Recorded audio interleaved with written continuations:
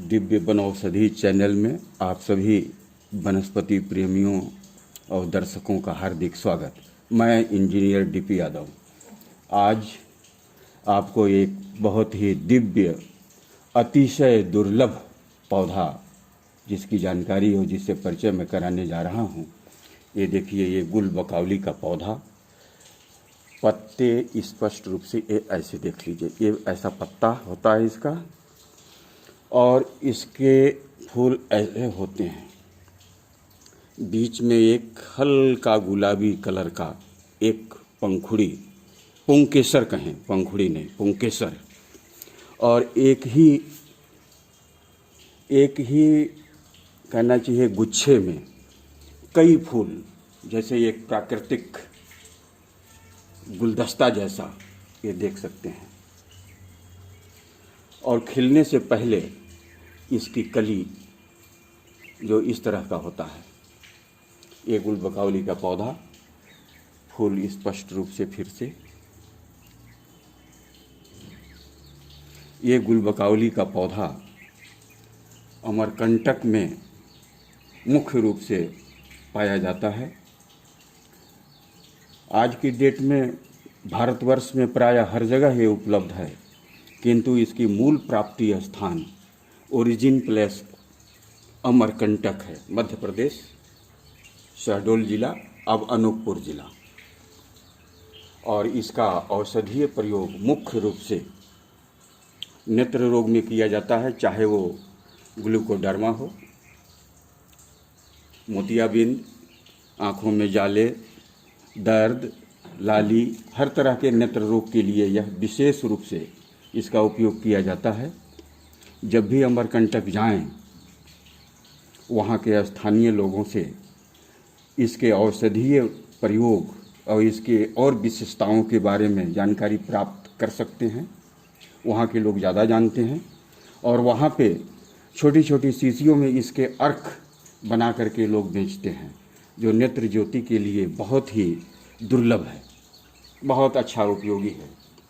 दूसरा उपयोग, इसके इन पत्तों को पीसकर चटनी की तरह लुगदी बनाकर हल्का गरम करके माथे पर लेप करें। बताया जाता है कि सिर दर्द और माइग्रेन में बहुत फायदेमंद होता है। प्रयोग करें और देखें। मुख्य रूप से इसके दो औषधीय प्रयोग और बाकी एक आध्यात्मिक प्रयोग है जो बहुत ही विशेष है। जैसे इसके फूलों की माला अथवा दो चार फूल भी अगर गले में पहनकर साधना करें, पूजा पाठ करें, योग ध्यान लगाएं, जैसा कि साधु संत ज्ञानी ध्यानी लोग अमरकंटक में मैंने देखा है इसके फूलों की माला धारण करते हैं। उससे क्या होता है, इसकी एक विशेषता ये है कि ध्यान लगने लगता है, क्योंकि चित्त और मन को स्थिर और एकाग्र करने की क्षमता इस वनौषधि में पर्याप्त है। इसलिए ज्ञानी ध्यानी लोग इसका उपयोग करते हैं। आप भी कर सकते हैं जहाँ ये सुलभ हो, जहाँ उपलब्ध हो। ये आध्यात्मिक प्रयोग भी बता दिया। और ये माई की बगिया में अमरकंटक में आप कभी भी जाकर देख सकते हैं। मैं सन 84-85 में पहली बार अमरकंटक गया था। भगवान की कृपा से 4-5 बार जाना हुआ अभी तक। तो वहाँ पे इस पौधे को मैंने देखा और वहाँ के लोगों से ये जानकारी मिली और इसके बारे में एक किंवदंती भी वहाँ सुनने को मिला कि माँ नर्मदा जो आदि कुंवारी मानी जाती हैं, कहा जाता है कि गंगा जी के जल से स्नान करने का जो महत्व है वो नर्मदा के जल के दर्शन मात्र से प्राप्त होता है, क्योंकि नर्मदा जी आदि कुंवारी हैं। राजा मैखल की पुत्री नर्मदा जी, इनका विवाह होना तय हुआ शर्त के अनुसार, राजा मैखल के शर्त के अनुसार कि जो कोई भी राजा या राजकुमार गुलबकौली का पौधा लाएगा उसी से कुमारी नर्मदा का विवाह सुनिश्चित किया जाएगा। राजा सोनभद्र, राजकुमार सोनभद्र कहें, उन्होंने गुलबकौली का पौधा लाया था। अब कहाँ से लाया था वो जानकारी अप्राप्त है, लेकिन तभी से अमरकंटक में ये गुलबकावली का पौधा पाया जाता है। विवाह सुनिश्चित हुआ,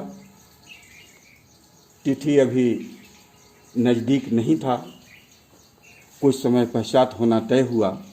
इस बीच में नर्मदा जी ने संदेश राजकुमार सोनभद्र को भेजा, अपनी दासी या सहेली जोहिला, जो आज जोहिला नाम से नदी भी है वहाँ पे। और उन्होंने जब राजा सोनभद्र के पास संदेश लेकर जब प्रस्तुत हुई जोहिला, तो राजा सोनभद्र उसे ही नर्मदा समझ बैठे और वहीं से इनका विवाह जो तय हुआ था वो विवाह संबंध टूट जाता है। और जब वहाँ जाती हैं नर्मदा, देखती हैं उन दोनों को साथ, जोहिला और सोनभद्र जी को, तो ठीक उल्टी दिशा में विमुख होकर गुस्से में जो वहाँ से चल पड़ी हैं। तो आज भी आप देखेंगे कि नर्मदा जी की धारा और सोन नदी का बिल्कुल एक दूसरे के विपरीत दिशा में 180 डिग्री के कोण पे दोनों एक दूसरे से विपरीत चल पड़ते हैं और फिर कहीं नहीं मिलते। ऐसी पौराणिक कथा किंवदंती स्वरूप वहाँ के लोगों द्वारा आप भी सुन सकते हैं। जब कभी जाएं, वहाँ के लोगों से, स्थानीय लोगों से इस संबंध में चर्चा करें, विशेषकर इस वनौषधि के फायदों के बारे में, और इसका लाभ उठाएं और लोगों को भी इसका लाभ मिल सके, लोगों तक अपनी बातों को शेयर करें। भाइयों, सभी वनस्पति प्रेमियों को पुनः मैं धन्यवाद और हार्दिक आभार।